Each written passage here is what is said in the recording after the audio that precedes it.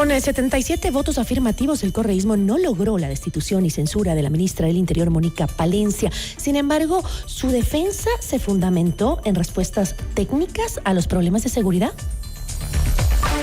Nuestra entrevista de hoy en Notimundo a la Carta.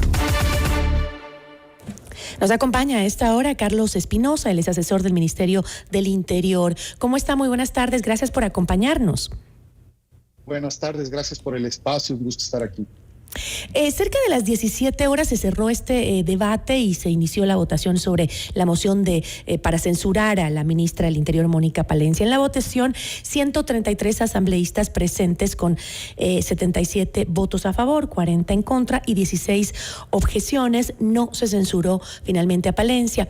¿Considera que la votación se dio en realidad de esta manera por los argumentos que presentó la ministra Palencia en su defensa? Más que considerarlo, creo que está comprobado el proceso de control político que está legislado y que tenemos en la Constitución y la Ley Orgánica de la Función Legislativa. Es un control a la gestión. La Constitución mismo lo dice, es un control a la gestión y al ámbito sectorial de la responsabilidad política.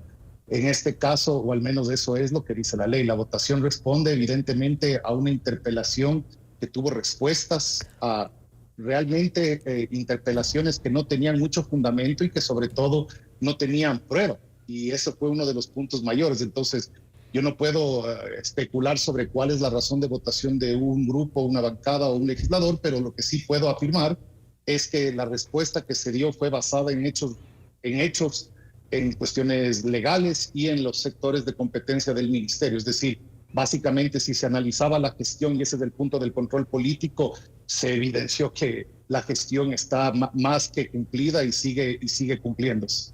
Ahora, mi pregunta iba porque, por ejemplo, Palencia mostró una carpeta donde ella aseguraba que se encontraba el Plan Fénix. Sin embargo, nuevamente no se dieron detalles porque aseguró que esto era confidencial. ¿En qué se fundamenta la confidencialidad del Plan Fénix? Primero hay que tal vez diferenciar un poco los argumentos que presentó el interpelante. El interpelante confunde tres elementos esenciales de planificación.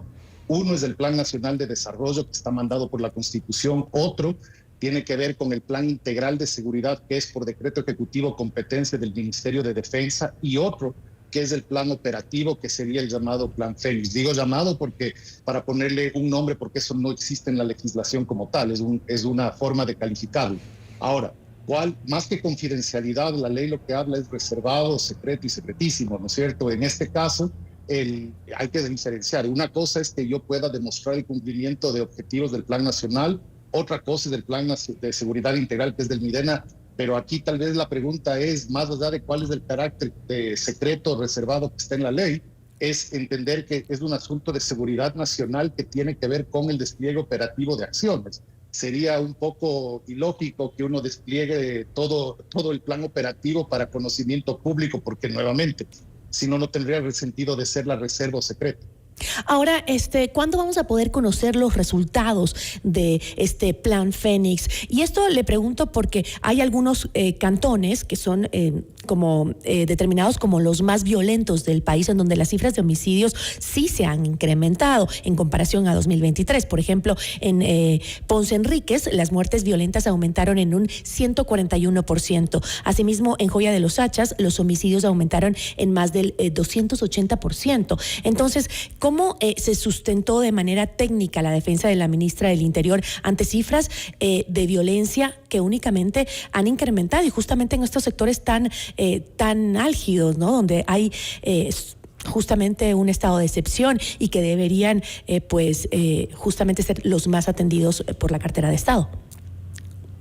Primero, tal vez es importante analizar, porque una cosa son los datos globales, otra cosa es desagregarlos y ponerlos en el contexto de los porcentajes. Usted mismo ha mencionado Camilo Ponce Enríquez. Camilo Ponce Enríquez tiene una población de 20,000 personas en una provincia que tiene más de 500,000.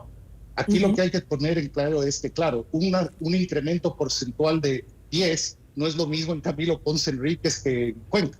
Y aquí tal vez de la importancia no es que es menor, pero lo que es un tema en el cual hay que analizar la condición de seguridad. ¿Por qué? Porque el despliegue operativo que se ha hecho en colaboración con las Fuerzas Armadas lo que ha permitido es digamos, ir o controlando, mitigando, conteniendo o expulsando, ¿no es cierto?, actores armados, delincuencia organizada y demás.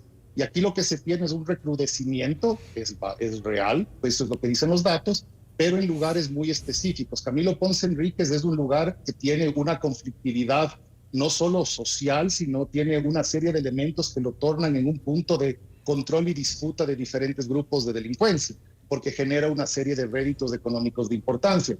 Y en ese mismo punto, tal vez importante señalar que el señor presidente el día de hoy se ha expedido el decreto ejecutivo 435, que justamente atiende la problemática desde una visión, digamos, operativa, militar, policial, pero también desde la problemática en sí de la minería ilegal. ¿A qué me refiero?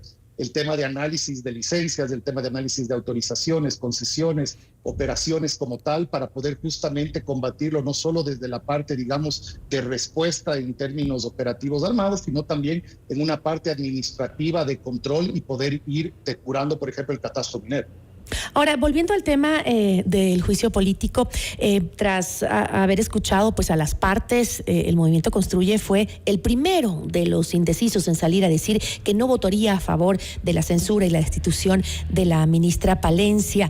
En un extraño juego de palabras, el legislador Jorge Peñafiel dijo que no apoyaría ni al correísmo ni al gobierno de Noboa porque los considera lo mismo y que por eso votarían en abstención. En términos prácticos, esto significa pues ayer justamente el apoyo a la ministra Palencia.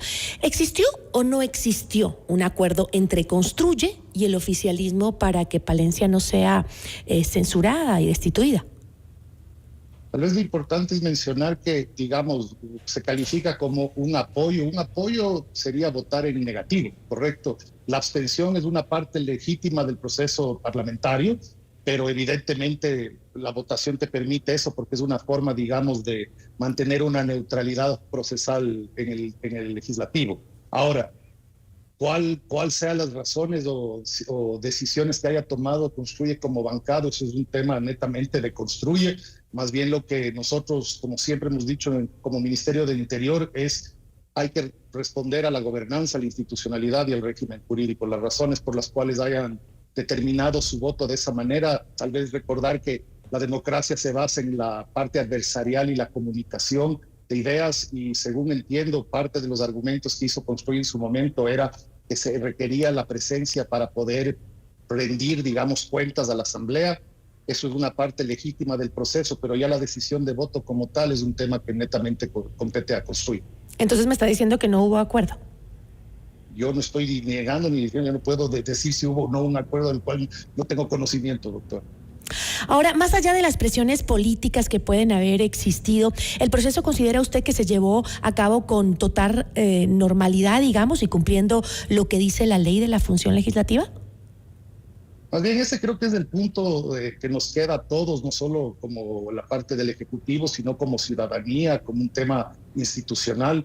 El procedimiento fue accidentado porque a intención u omisión la ley orgánica de la función legislativa no ha sido completamente terminada en los términos de control político. Existen una serie de vacíos, subjetividades, términos, por ejemplo, ¿cómo se puede hacer válida una prueba durante el proceso? ¿Puedo yo poner un link a una estación X y decir que eso es una prueba? ¿Puedo yo poner un link a Facebook y decir que eso es una evidencia?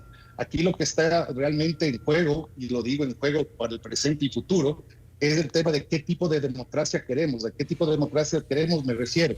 La Asamblea Nacional tiene un poder y una competencia que es innegable, que es fiscalizar. El tema es el alcance de esa fiscalización y las consecuencias que genera un uso abusivo de las mismas.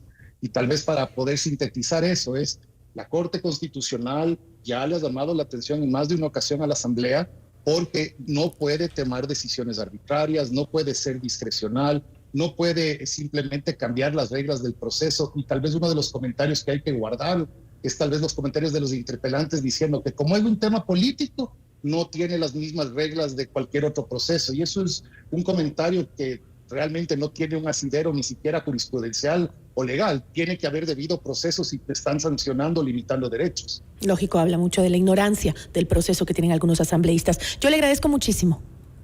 Muchísimas gracias. Una buena tarde. Nos acompañó Carlos Espinosa, asesor del Ministerio del Interior. Notimundo a la carta.